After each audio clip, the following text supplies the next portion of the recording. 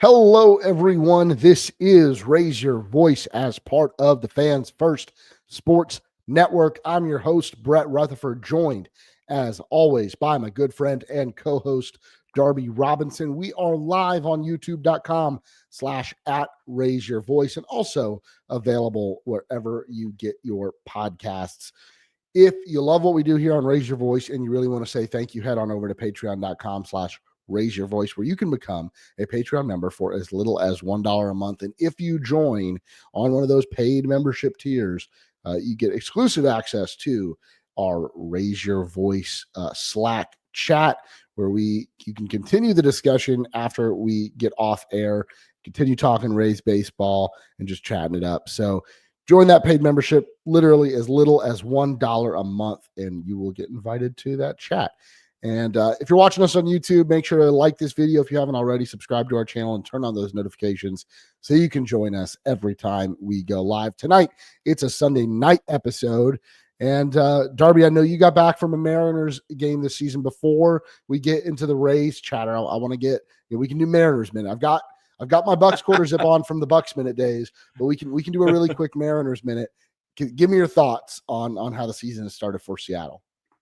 Well, all the worst fears and annoyances that every fan had with the Mariners coming into the season, and Jerry Dipoto and the ownership not spending money, Jerry Dipoto not doing enough tinkering, leaving basically the same team that started the season doing terribly with offense, like really underperforming with this unbelievably talented pitching rotation that goes 5 extremely strong.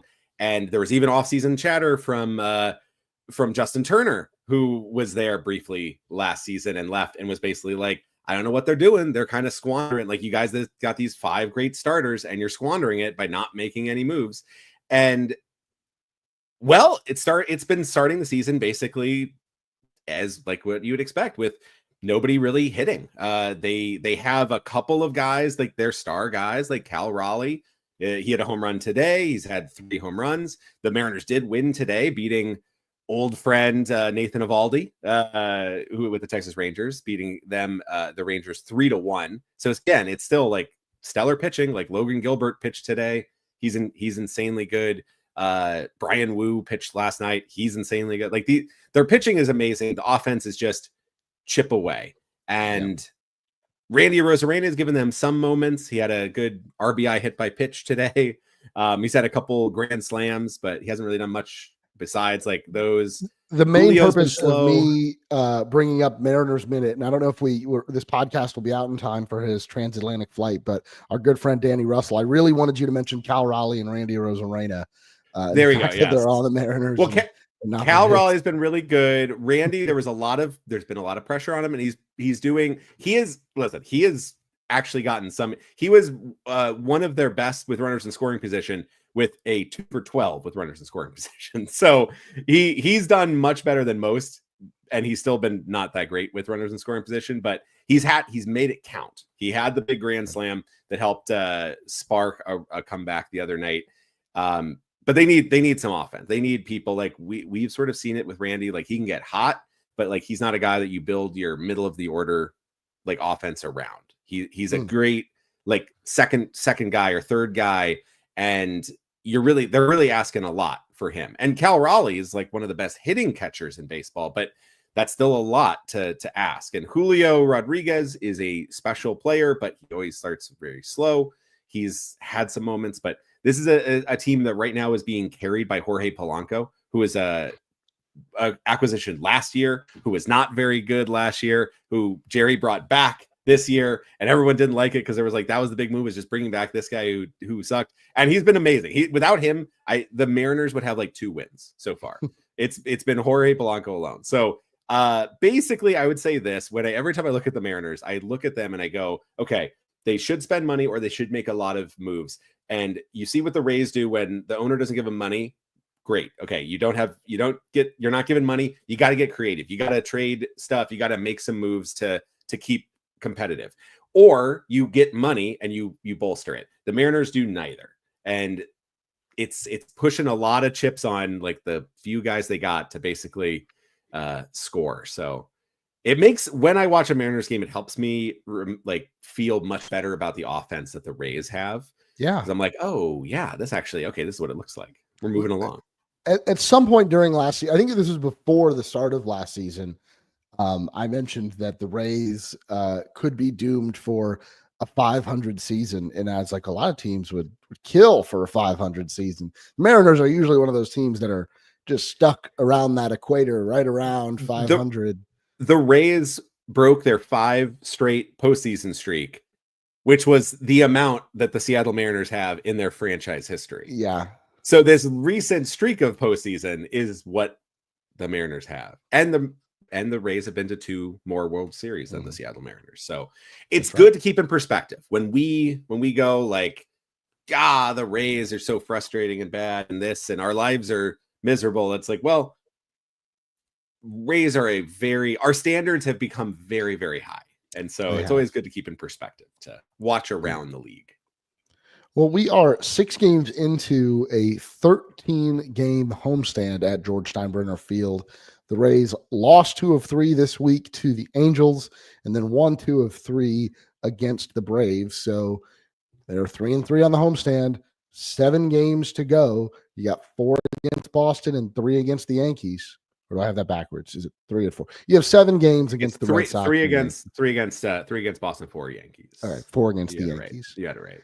And I think like these games were close enough this week to where you might come out of this feeling, man, the Rays really should have won. You might come out of this thinking there's a lot of holes in this team. The fact that they're not able to get over the hump on the Angels in a couple of those games. The Angels, who, to be completely fair, have a really solid start to the season. The Braves, on the other hand, who you'd expect to be a more formidable opponent, having a terrible start to the season. There's really no other way to put it. That doesn't mean they're a bad or untalented team, but I think you actually felt pretty good going into that series against the Braves. And you do take care of business. You take 2 of 3. You chase Chris Sale, the reigning Cy Young Award winner, out of the game in the 5th inning. Chris Sale is a guy who, I mean, just during his time with the Red Sox, I saw him multiple times at the Trop and just absolutely shoved against the Rays. The Rays had no chance. I saw him in 2018, the year the Red Sox won the World Series, and that team was just incredible. And Sale, the Rays had no chance against him that night. So to see the Rays put together that success, that was a lot of fun. But Darby, before we kind of dig into the baseball, how do you feel about a 3-3 weeks last week at home? I think it can be very disappointing, but that's actually a good sign. Because it's disappointing because they left wins on the table that normally, and I think going forward later in the season, these are games that they would win, but they lost them right now. And we'll talk about the kind of like the early struggles for what the team is going through in certain areas, and it just shined through. And bullpen was a big part of it, but they were 3-3. Only one game was not really competitive. There was an 11-1 blowout, which was close into for the first 5 innings, I will say. Like, it was one basically just disaster of an inning. And the biggest thing we can also talk about is how Steinbrenner Field is pretty much built pitch perfect to ruin like the way the Rays want to play baseball. It's like short, the crazy high winds out to right. So there's been a ton of home runs now that the wind is blowing. Tons and tons of home runs, so many of which are home runs literally only in this one place, not even in Yankee Stadium because the winds don't go that crazy on there. And the foul territory is much smaller. So there's a lot of things where it's like, if they were playing in the Trop, that could have been a big difference in some of these games. Yeah. But only one truly like uncompetitive game, right? Where they were not really in it. Everything else, all the rest of those losses and the wins were played pretty well, and they did some things that like hurt themselves and opened the door for the other teams that they took advantage of, both the Angels and the Braves. But these were games that were winnable, and so I think 3-3 is actually disappointing because I think if you re-roll the dice there, most of the time I think you get at least 4-2 out of that, and there could have easily been a 5-1. But I mean, if you ban Zach Campbell, you're at 4 wins, I think. How is this guy still allowed to be, in baseball stadiums? What does I don't Major know. League Baseball get out of having that creepy gremlin running around? I don't know. I do take credit for I was at it was Rays Angels actually at the Trop a few years ago. And my buddy and I, we wanted to watch batting practice. So we got to the stadium a little early. We lined up, and guess who was like front of the line, ready to be the first one in the stadium was Zach Campbell.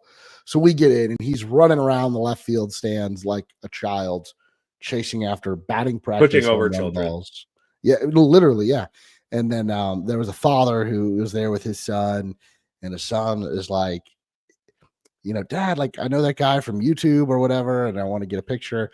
And the dad turns to my friend and I, and we were kind of just talking baseball. He's like, "Hey, do you guys know who that is? Should I let Jimmy take a picture with him?"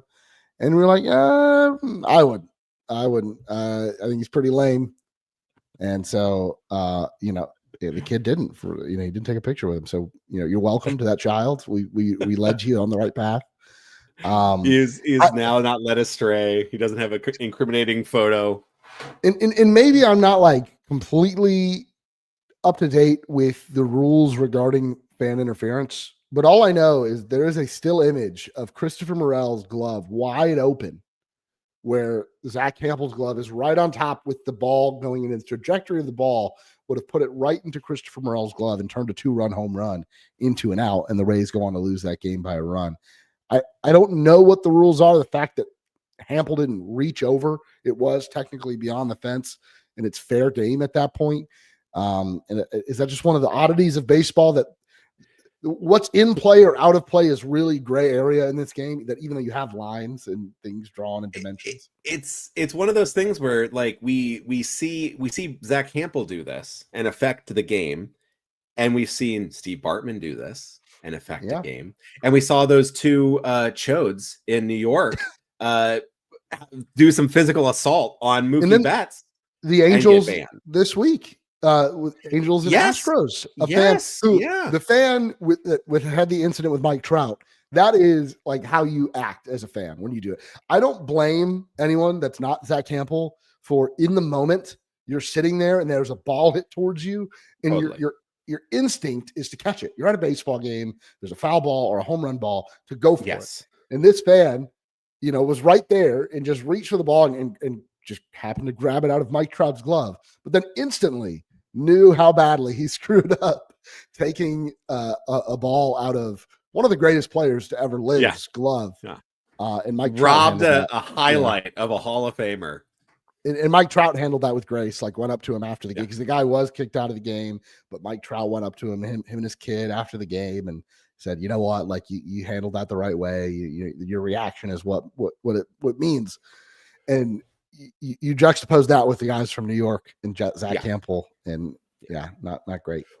Well, and I think that's the thing, right? It's like Steve Bartman got a lot of like severe, like really deranged hate, and like he acted like that was a very unfortunate, because literally everyone around him is also going up for the ball, right? Like that was like the most tragic thing. And so like the Trout situation totally makes it like you're in that spot, you're right there on the field. And I've sat in seats where you're like kind of right on the line, and it's kind of nerve-wracking, because you're like, oh, I don't want to be the person that accidentally like does this. And like there's a difference when you're just like instinct takes over versus with Zach Hampel and those New York guys. Like that's malicious acts. Like Zach Hampel has done this a lot. Like he knows what he's doing. In fact, if you talk to him, he would say that he knows exactly where every ball is going, because that's his research or whatever. So not only is that, I think, like, I'm glad you didn't say that that's his job, because that's a bad job to have. That's a stupid job. It is a stupid job, but like that is showing that he is. It's like if you're in a legal case, if you're like, that is clearly intent. You have built around that he was going to go try to catch a home run ball right there, so he knows where the things are. So yeah, I don't know. Long story short, ban Zach Hampel. But yeah, I think back to the question you had. I think the Rays. I think it's good that 3-3 is disappointing right now. Like, I think that is a good feeling. I feel disappointed, and I'm glad I do, because I think that sort of showcases that this is a team that coming into the season we thought would be competitive, and they are. Like they are, and there's so much room for, like, there is very few things, again, a Zach Hampel play, like a clean inning or not, one defensive play away from basically getting one or two more wins. And so right now being 500 or above 500. Mm-hmm. And we said going into this week, this homestand, that you cannot like punch your postseason ticket in this homestand in April, but you can kind of set a bad tone where you dig yourself into a hole. All of a sudden it's the end of April and you're already like 6 games out of first place. And it's a hole that is really hard to dig out of. I mean, to put it one way, like if you want to be a playoff team and you lose a series 2 games to 1, you lose 2 out of 3.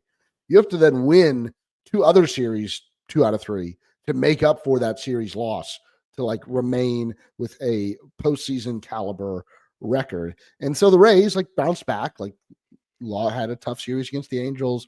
That last game, that 11-1, was rough, but ultimately bounced back against the Braves and faced a little bit of adversity and found different ways to win games, even with the struggles of the bullpen. And Darby, that's what I want to kind of start the show with here. We were so high on this Rays bullpen, even before the season, at the end of last season, first week of this season. Kevin Cash was saying this is the most talented bullpen he's ever been a part of. I don't think any of that is untrue, or the results of this week are some sort of, this is not how it's going to be the rest of the season. Right. But the bullpen has some real cracks in the armor right now from guys that maybe you'd expect to lean on. Mason Montgomery showing some weaknesses.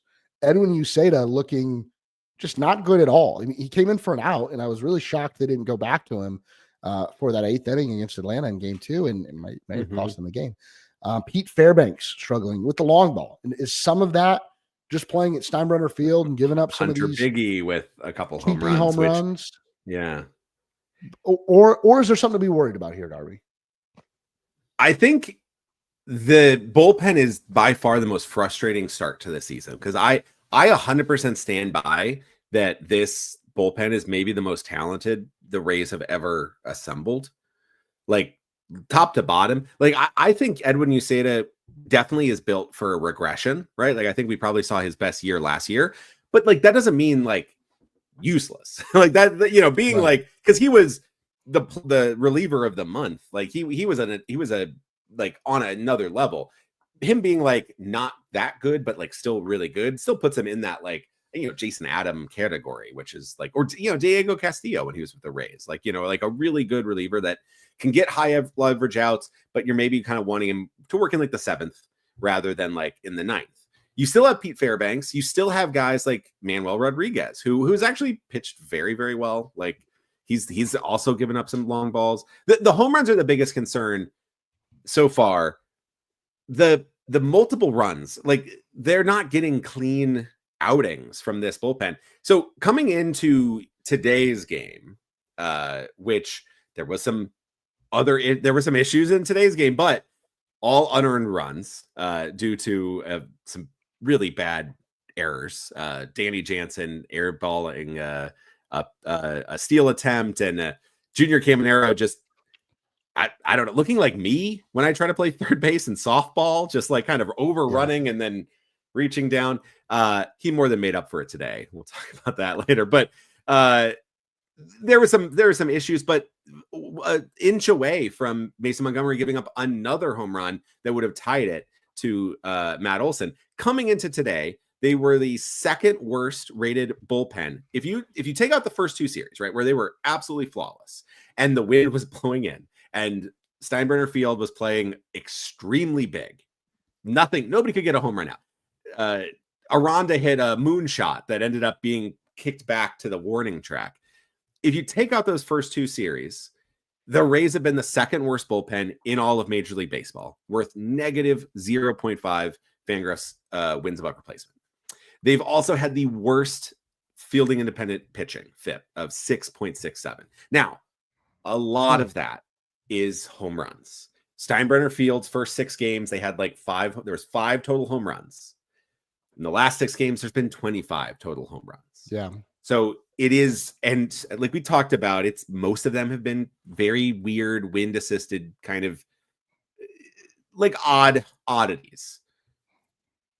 I think this bullpen so far has been really disappointing and it's been really shaky, but I do not believe that will last. I do want to see more. Like, I do not believe it right now. I am full on Ron Burgundy starting up a cigarette. I don't believe you that this bullpen is going to give up multiple runs, because they've given up 2 or more runs in all but 1 game before today.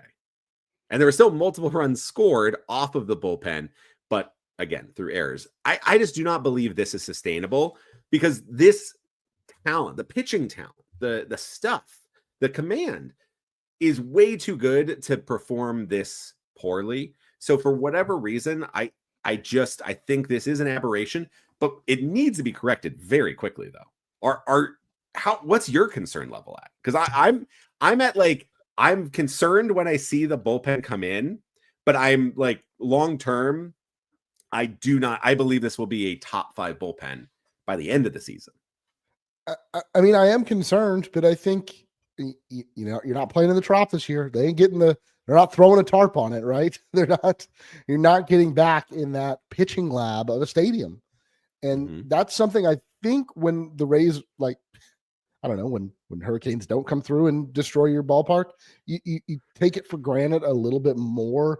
We talk about the Trop as a pitcher's park, but I think all of the pitching staff, like, you're in there, you're not facing the elements. You know, it is truly a pitching lab where the pitches do exactly what you want. The dimensions are good for the pitchers as well. Like you said, more foul territory. There's more ways to generate outs at Tropicana Field, and they're just not getting that at Steinbrenner.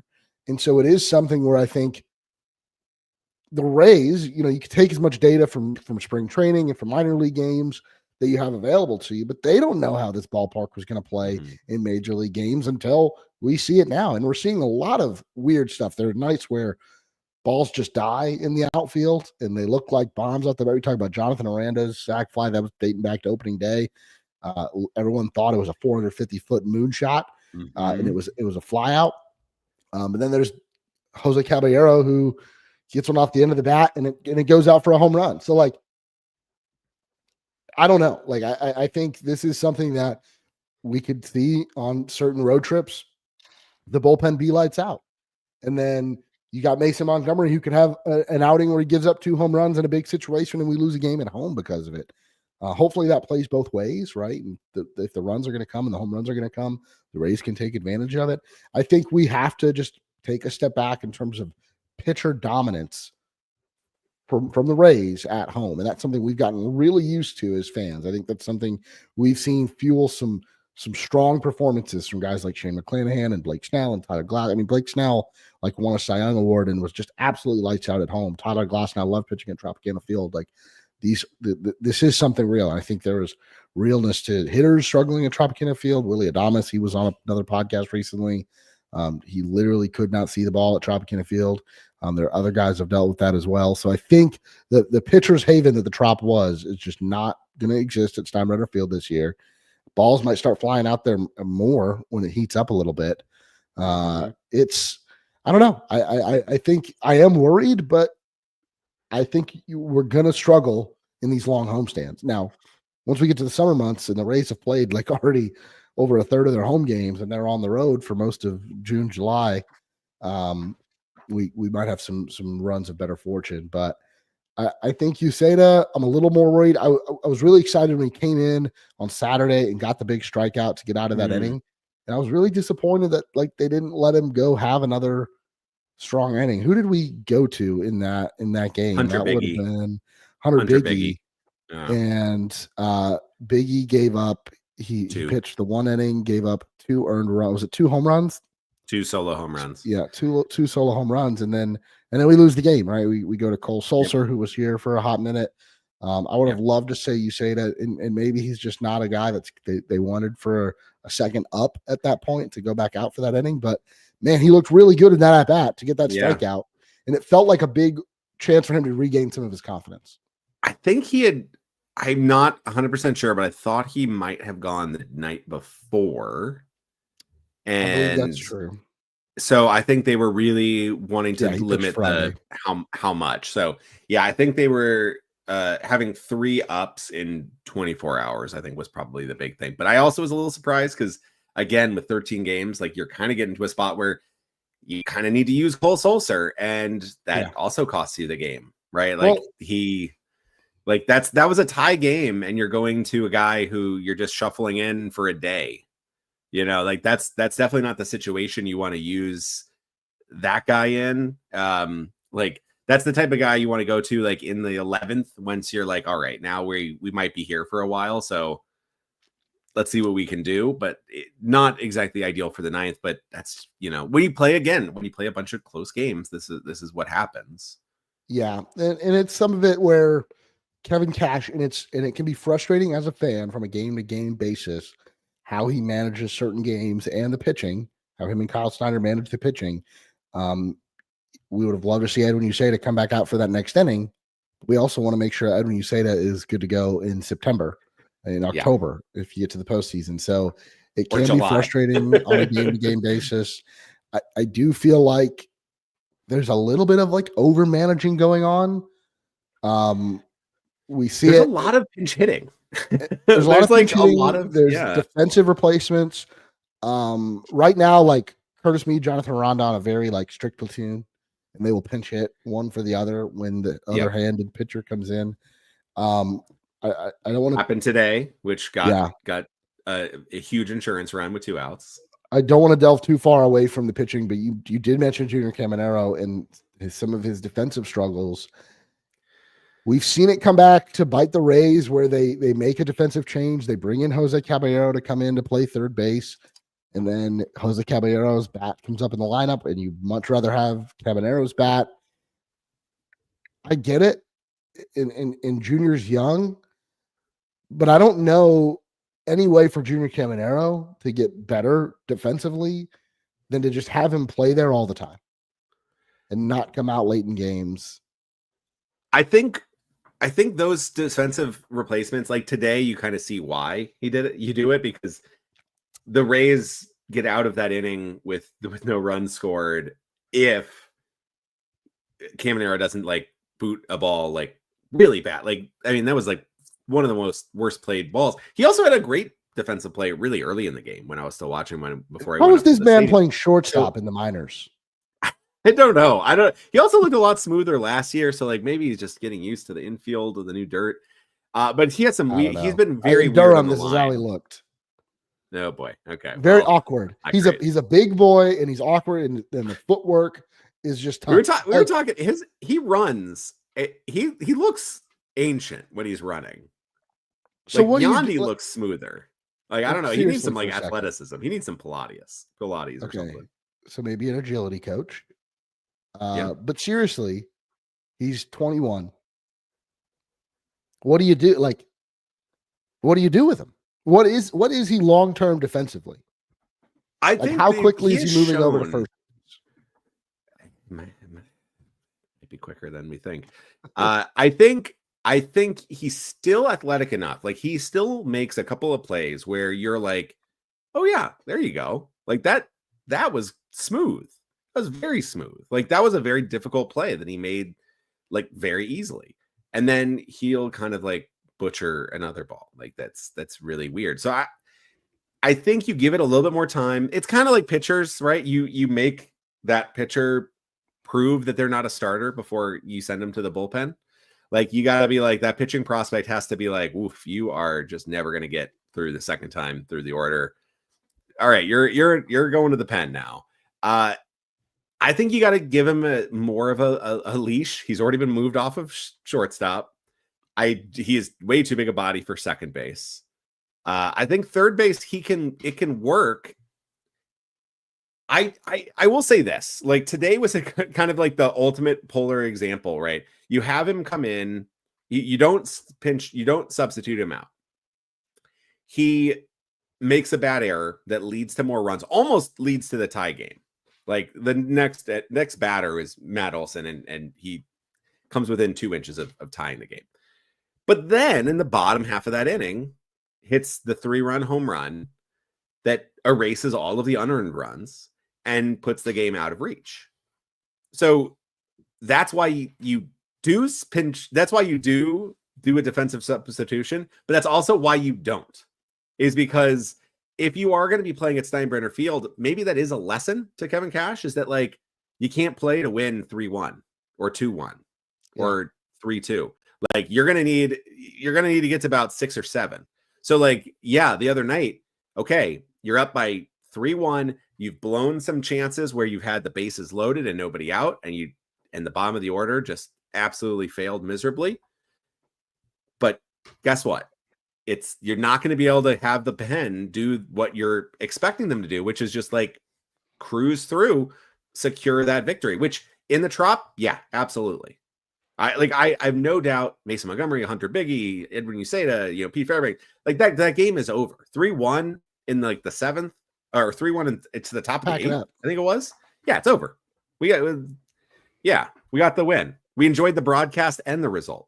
But you maybe have to, I think maybe you're right. Maybe it's a little over managing. Like you just say, you know what, like, hey, Caminero, we're gonna deal with the fact that you might extend this inning with a bad or lose error. Us a game.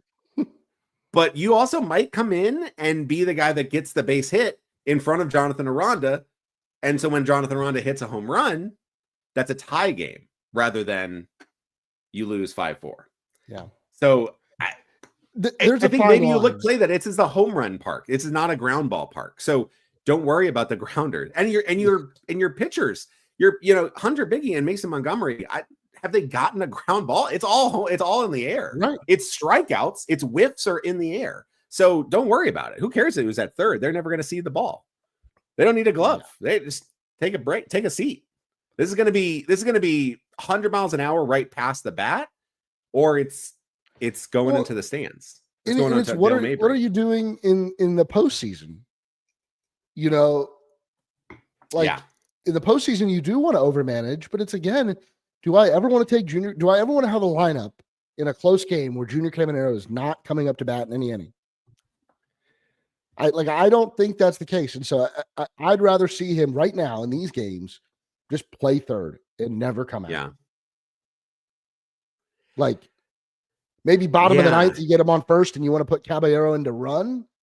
Sure. And now you're having him run and then he can take over defensively. Like you're getting something a little more offensive out of it, or Caballero can take the extra base and come around to score a winning run or a go-ahead run. I don't know. I want to see more of Junior, not less. That's my only complaint. Moving on, Darby, if I made a supercut of all the Rays at bats from this season, and you showed it to someone, and they didn't look at any statistics, they didn't look at any projections, they didn't know any of the names, you just watched a supercut of all the at bats to someone who knows baseball, and they had to determine based on that supercut of all of this season's at bats who was the best hitter on the Rays. Who do you think they would say? Who would you say? It's Jonathan Aranda. Not even close. It's not even close. Like, not even close. I mean, like, and Brandon Lau hasn't started the season poorly, and Junior Caminero's had some, he's like coming on hot, but like, Aranda is clear in the field. Like, these at bats are so impressive. And they're not all going for hits, like, but he is working counts. He is forcing pitchers to work really hard to get him out. Like, he is spoiling pit. He is extending at bats. He is causing high stress. And it's against guys like Jacob deGrom. Like, Jacob deGrom was throwing every tool in his extensive toolbox to try to get Jonathan Aranda out. And it ended up with a home run. Like, this has been very impressive. Like, I am so excited and so happy for him. But like, Jonathan Aranda he's been amazing. Yes, he's been spraying the ball. You look at his baseball savant page, and it's a lot of red, in exit velocity, barrel, hard hit. Not super great bat speed, which does make for an interesting hitting profile, but I do think there's power in there. And I think there's just a great eye for the plate. And we're finally seeing it come together for Jonathan Rand, and he's 26. So this is when it's supposed to come together for some of these guys. And to see him get the runway, and there's really his job is not in danger at all on this team right now. And he is playing a lot of first base. He's going to play against righties. He is going to be in the lineup and hitting cleanup. Yeah. That's really exciting to see. And I think it's for real. I don't know what he is yet. Like, is he a guy that could put it together and have a 30 home run season? Or is he a guy that's just going to get on base, come through with a lot of doubles? Like, there's power there, but I don't know what the home run potential is yet.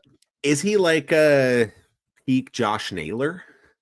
And not just because of the curly hair, but like a lower 20s home run guy, but like a lot of contact, pretty tough out. Like, not your typical power slugging first baseman, but like a lot of doubles and a lot of, kind of like a tricky out. Like, kind of feels a little Josh Naylor-y to me.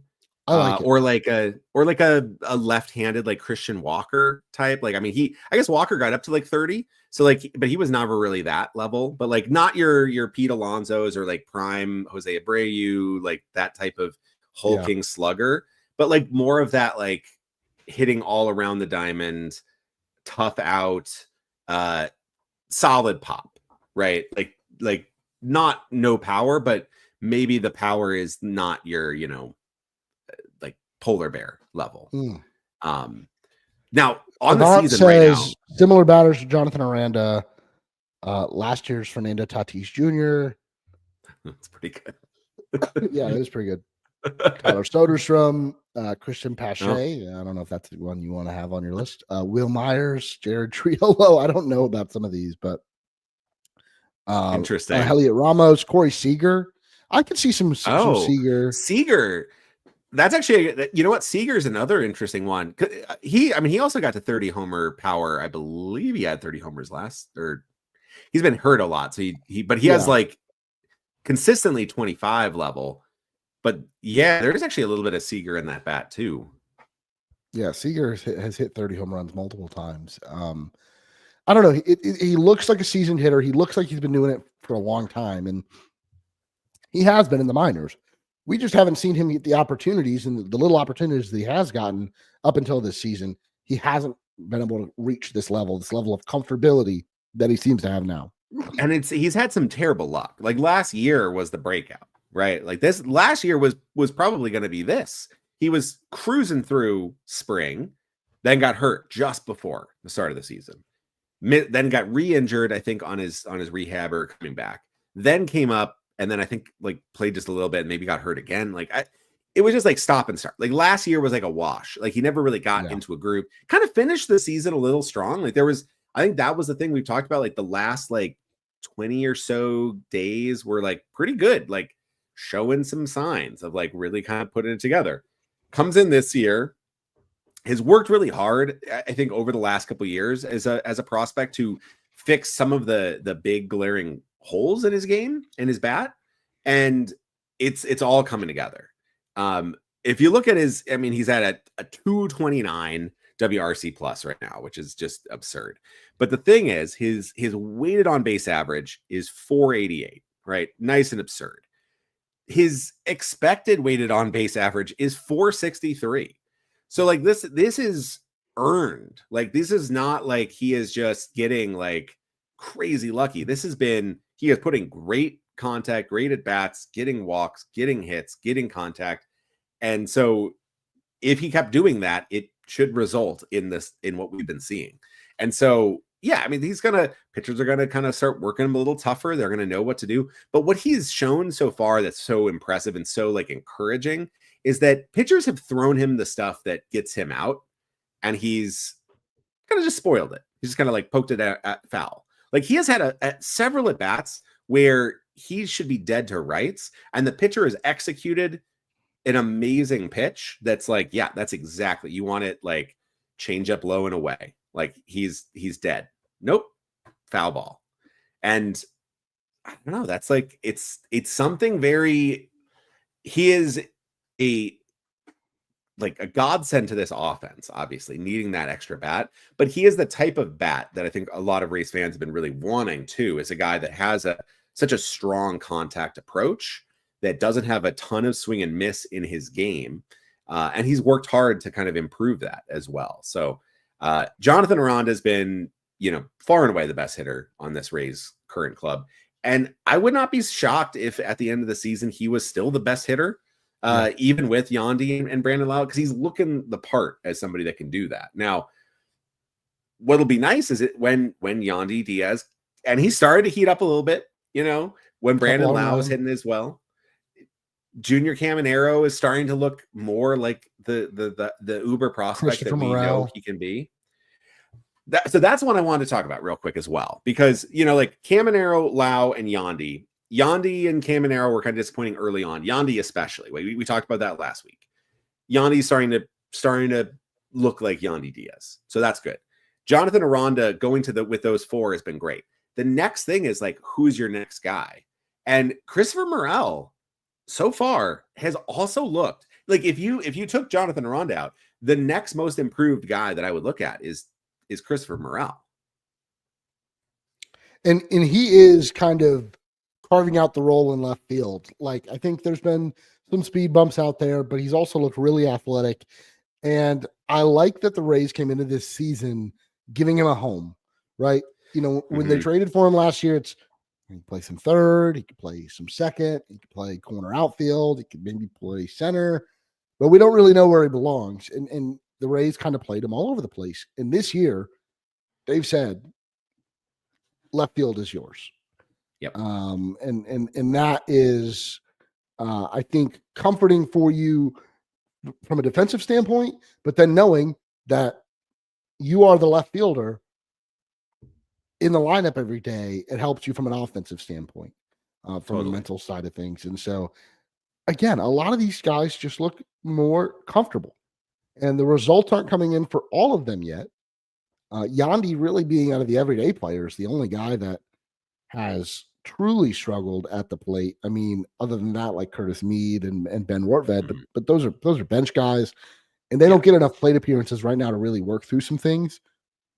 Taylor Walls is Taylor Walls, but even Danny Jansen's been like, he had one great game this week, which was very key. But he's also running like a 130 BABIP, so like, yeah, he's getting unlucky. He'll drop in a few singles and then he'll hit you, 15 home runs or whatever it is in a season. And so I'm not as worried about Jansen. Offensively, I am a little bit more worried defensively about Jansen.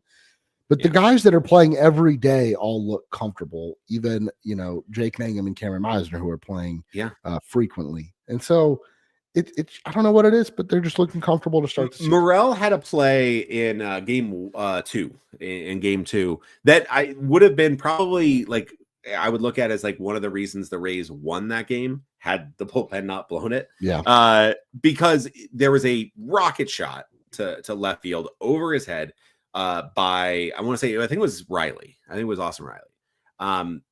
Absolutely smoked the ball. It bounces off the wall. Morel plays it, the carom, perfectly. And, bare hands the ball, one bounce off the wall, fires it in, holds Riley to a single, which is huge. Because the very next batter, ground ball, Taylor Walls, 5-4-3 double play, and that's the end of the inning. That's the type of play that Christopher Morel, if he can do that consistently, that's all you need, right? You don't need to be Jose Siri or Kevin Kiermaier out there in the outfield and like make an amazing play all the time. You just need to make the plays that you can make.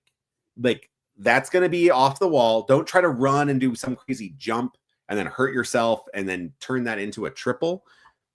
Be like, okay, it's over the wall. Let's just play the bounce as best I can. And that was pitch perfect. That's what you would want to show to little leaguers. That's how you play a ball over your head. Don't worry about it. Like, there's two people that can make that play like any better. That was exactly what you want to see. So that's super encouraging to me. And his bat's been really good. Like, still a ton of swing and miss, but he's taken more walks. Again, His weighted on base average WOBA is 343. The X WOBA is 384. So it has not been like he's gotten lucky. He's actually gotten like pretty good. Like the BABIP's high. That's going to come down, but like he's still putting together the right things. And so for Morel, so much of it is just keep consistently doing the right things. He's 25 years old. He's gotten we talked about this. He's had a couple of seasons where he's shown to be a very good player. His last year was a mess. Like this is so far showing like there is a good player here.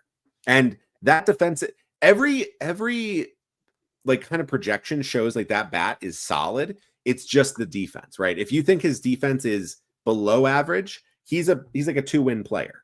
If you think his defense is atrocious, he's like, maybe half a win at best. So it really is just like, how much can that defense go? And that bat, I think that he's already gotten robbed on a few win balls that could have been home runs. I think Morel, I've been very encouraged so far from Christopher Morel. And I think what we're seeing is like this week, the bats had a much better week at the plate and the pitching struggled in areas. And what you need over the course of a season is a week to 2 week stretch where everything is firing on all cylinders. And that's where you pull off the 8-game win streak that propels you into a postseason spot, or the stretch where you go 14-2. Like, and I think the Rays have the talent in enough places to go on one of those runs. Last year, I don't know if they did, or last year there was just too many holes to where you couldn't go on a stretch like that.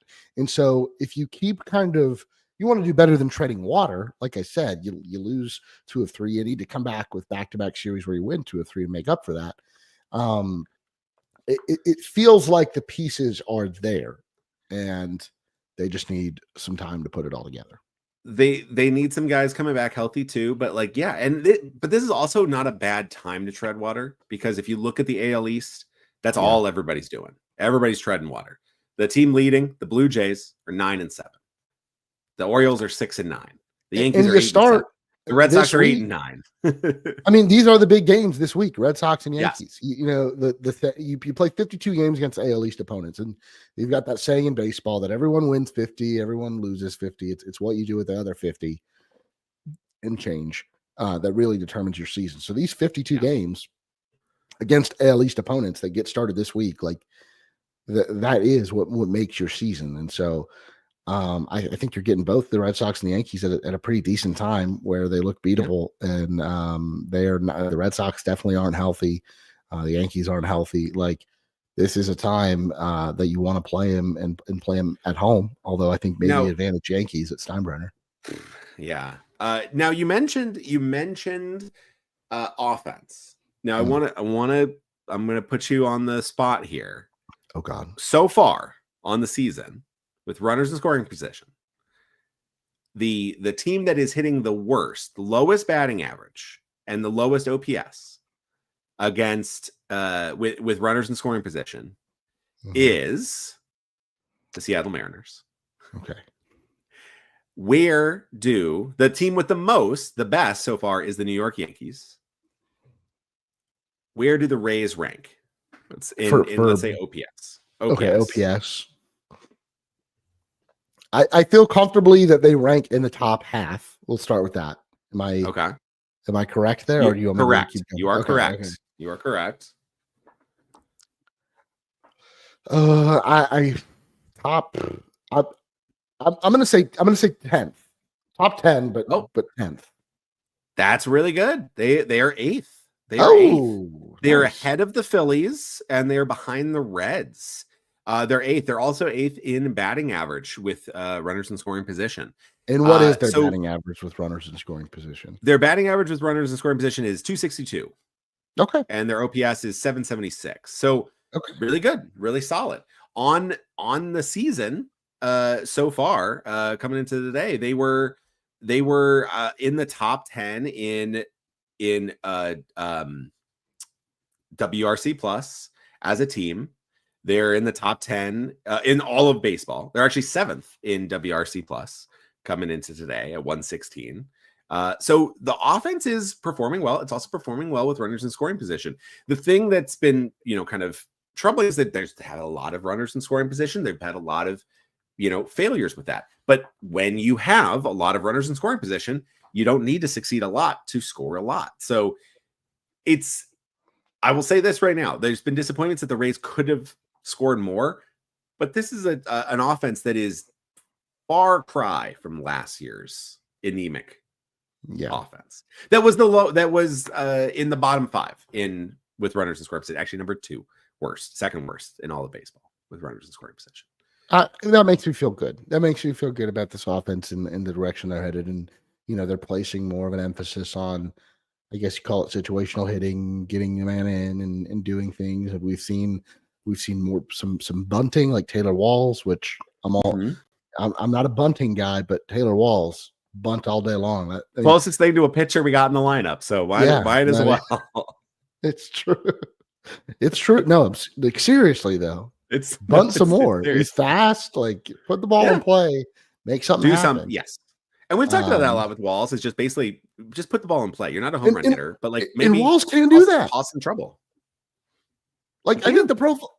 Not to go on a Taylor Walls tangent, but the profile is there for Taylor Walls to have more success at the plate. Yeah, just need a little bit. Just need a little bit, buddy. I think like his approach this year has been better, and it will have good results. Although, I mean, clock's ticking and Ha-Seong Kim is on his way back. So, which is still crazy to think that Ha-Seong Kim is going to be in this lineup in like maybe a month. That will be huge. Yeah. Adding Palacios, adding Kim, that will be a big boost. Yeah. So I want to talk about one player in particular who I don't know. I talk about him a lot because I really like him. Jose Caballero. Yeah. Jose Caballero, who one of my biggest grievances from last season was how his role diminished once Taylor Walls was healthy again, and how I thought he should be the team's starting shortstop. And while I'm okay with Taylor Walls starting at shortstop now, and especially kind of just holding the spot for Ha-Seong Kim until he's fully healthy, I am all for trying to find other ways to get Caballero into the starting lineup and not just being a defensive replacement for Junior Caminero. So that means playing him at second, giving him, 1 or 2 days at short. But the role that Jose Caballero seems to be carving out for himself is playing a lot more right field, specifically against left-handed starting pitchers, although he did get the starting right against AJ Smith-Shawver on Saturday. We've seen Caballero make 3 starts in right field, or no, 4 starts in right field after today, 3 of them coming in this last week. He got a start at shortstop and has not started at second base yet, but starting to carve out a little bit more of a role for himself.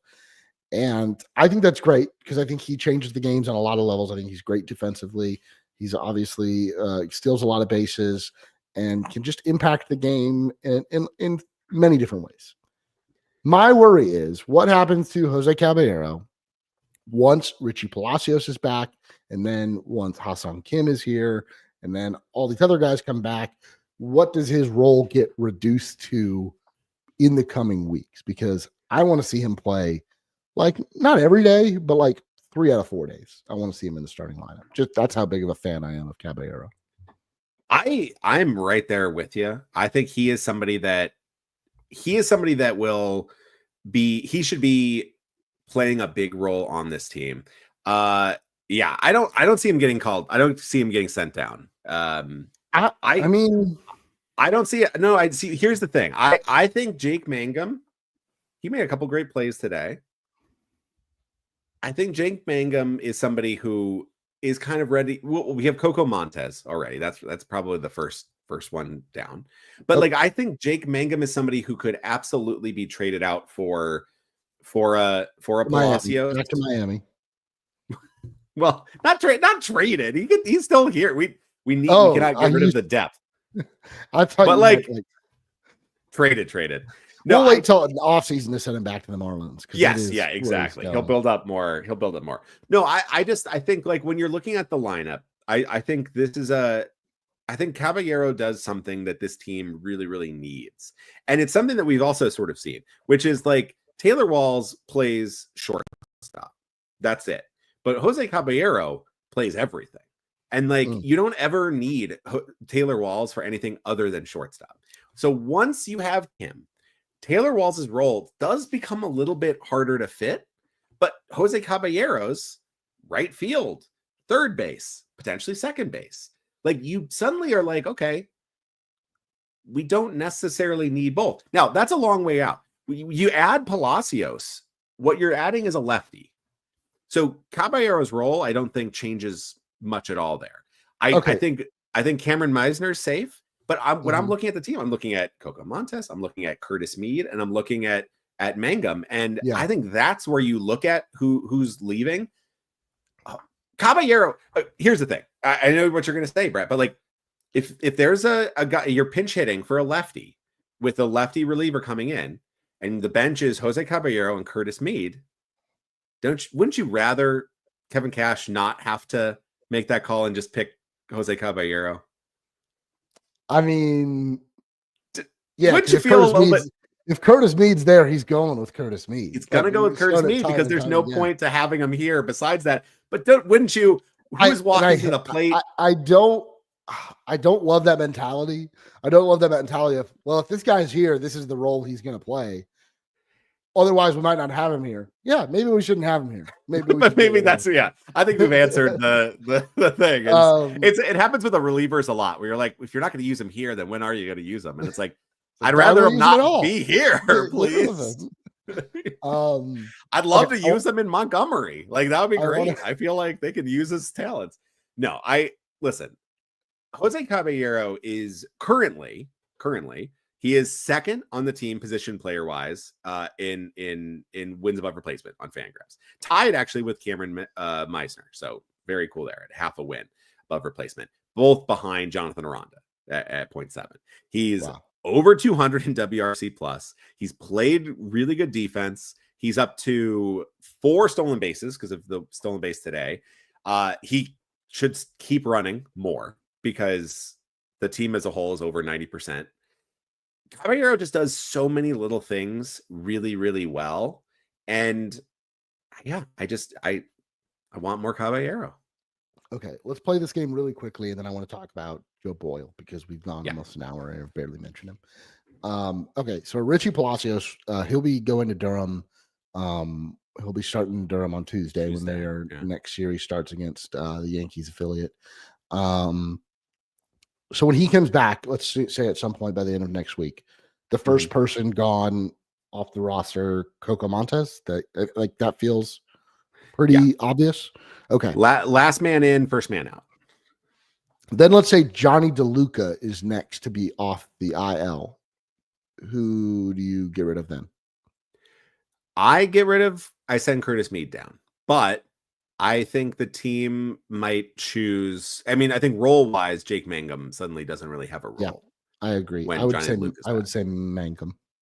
Yeah. Okay. Ha-Seong Kim. I think you have a perfect platoon built with Meisner in center field. I agree. Ha-Seong Kim comes back. Who goes? There's no chance Mead is still on this team by that point. Okay. Curtis Mead. Yeah. Josh Lowe comes back. Who goes? This is where I think I would need to see how people are performing. Because at that point, now you could have. I mean, it might be Meisner. It could be Meisner if he suddenly falls back to earth, or it could be Palacios. I would think right now, if you just told me like forecast the future, because it's going to be like 3 months for Josh Lowe, something like that, 2 months at least. Yeah. And also other people will get hurt in that time. Like exactly. This is a silly game. I would say Meisner, but non-zero chance it's Walls. Yeah, because if you have Caballero as your shortstop and as your backup shortstop to Kim. Yeah, if Kim is healthy enough at that point, which should be long enough into the season that he is now playing shortstop, there's very little role for Walls. When Kim needs a day off, you have Caballero. That's fine. You have Palacios who can do infield second base or third base. Caballero does third base. They're just hard to see a role for Walls at that point. Unless Meisner has like completely cratered and his K rate is like up to 40% or something. Yeah. And then at that point, you're also ready to be making trades. Like it's not just like it could be June and you're just someone else needs an outfielder or an infielder and you just make a deal. So exactly. All right.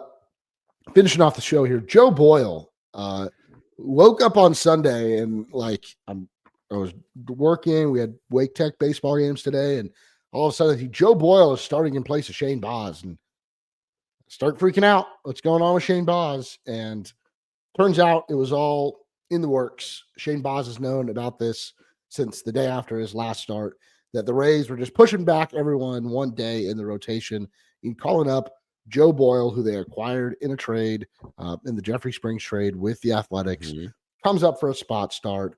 And everything. What a spot start. What a spot start, because everything we were excited about with Joe Boyle, the velocity, the stuff, was there. And then everything we were really worried about, the command, was for the most part kept in check, ultimately until he got to the sixth inning, which was longer than he's gone all season.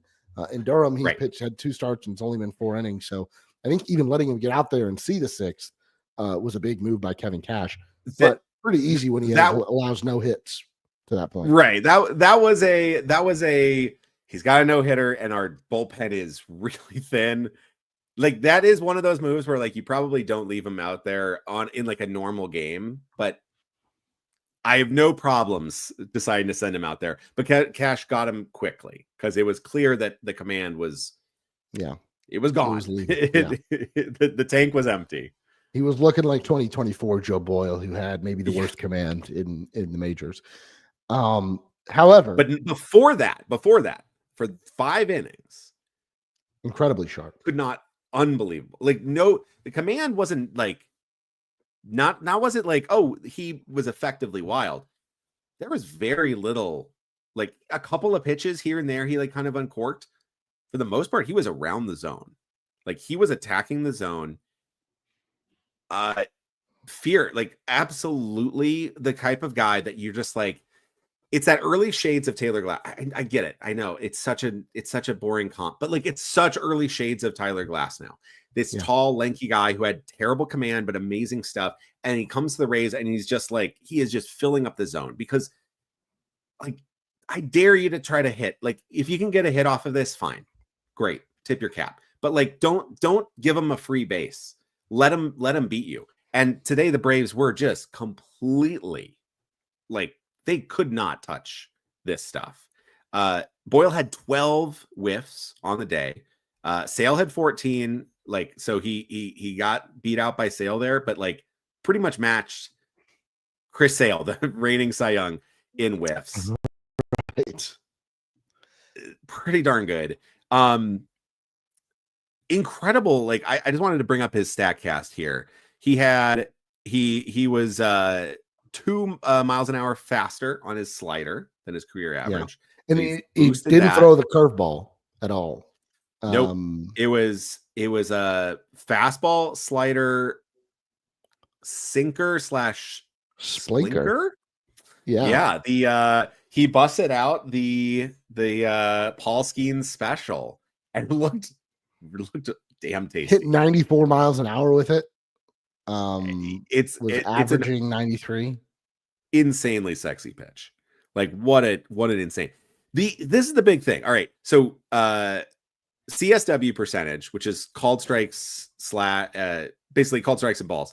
How much he fills his zone. 30% is like good. That is a stat that Pitcher List sort of came up with. With the sinker / splinker, he was at 38%. So elite level. With the slider, he was at 36%, elite level. The four-seam fastball, 26%. So like average. Joe Boyle's only weakness was command, was he could not get in the strike zone. Today, he was filling up the zone.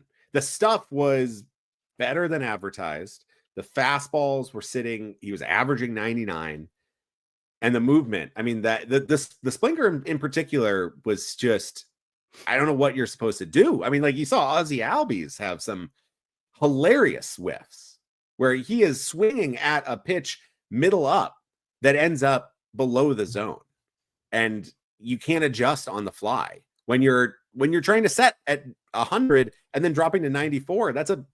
It's hard not to get extremely excited watching that, because if he can do that, if Joe Boyle can command the ball like he did today, and even a step down. I mean, obviously he was like no hitter through 5, so that's a high level of bar. He's not going to always be like that. Yeah. But if he can just command the ball like he did today, it is going to be hard to square up against. Like that stuff. Like that is some of the weakness for him is just going to be in the zone and in command. So something like this really just showcases like, man, don't worry about it.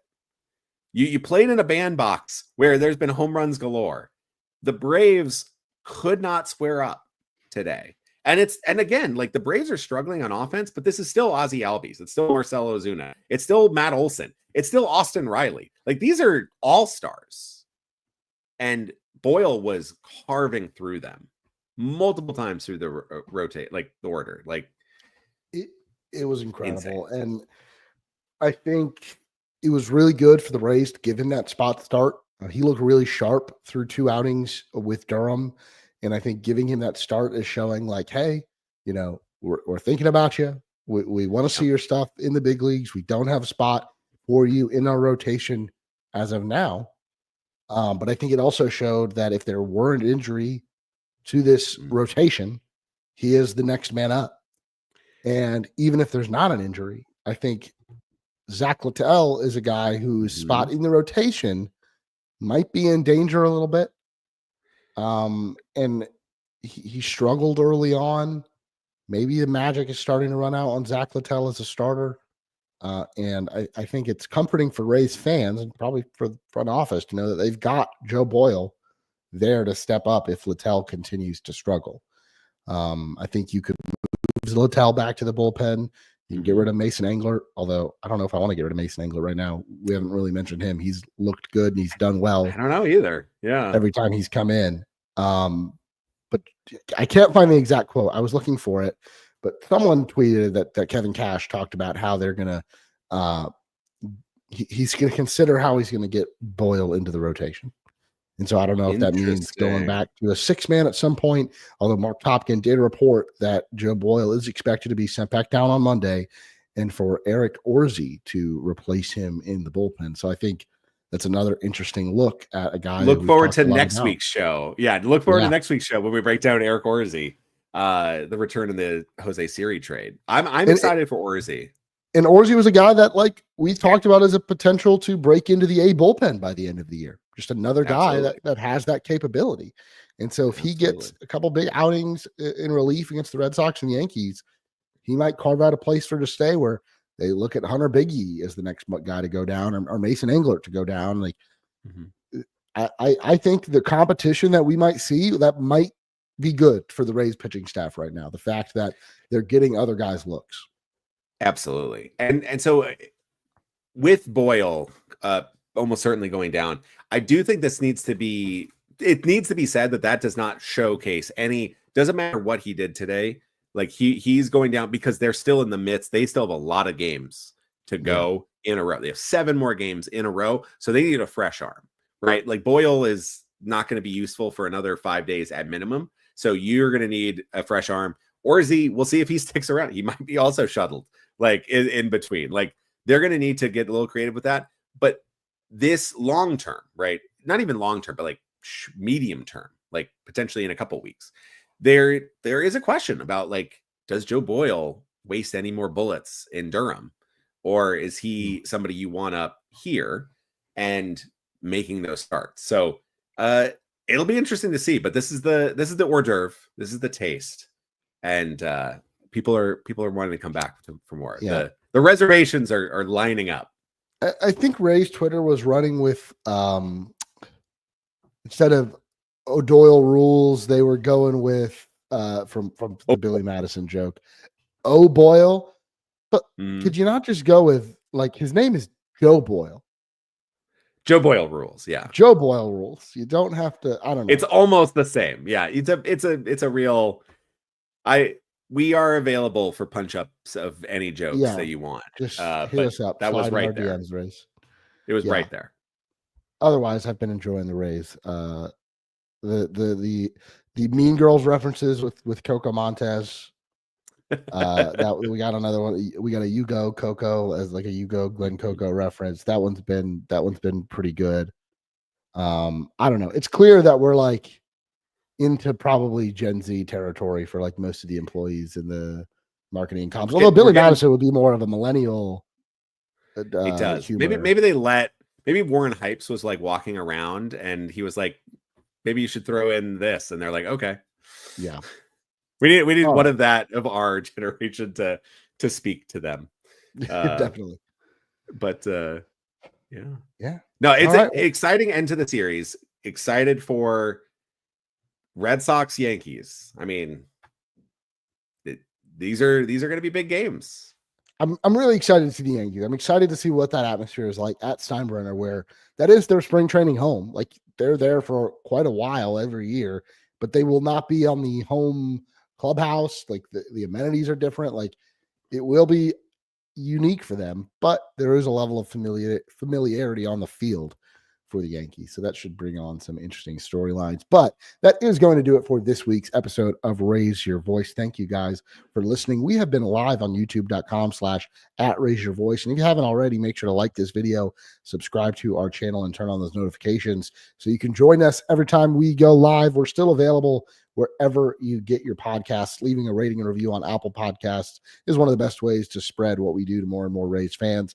And if you really love what we do, you can head on over to patreon.com/raiseyourvoice, where you can become a member for as little as $1 a month. And if you join any paid membership tier, starting with that $1 a month tier, you can join our exclusive Raise Your Voice Slack chat. Keep the discussion going with Darby and I. As always, make sure to head on over to draysbay.com to check out all of the great Rays coverage. Once again, thank you guys for listening, and we'll talk to you next week.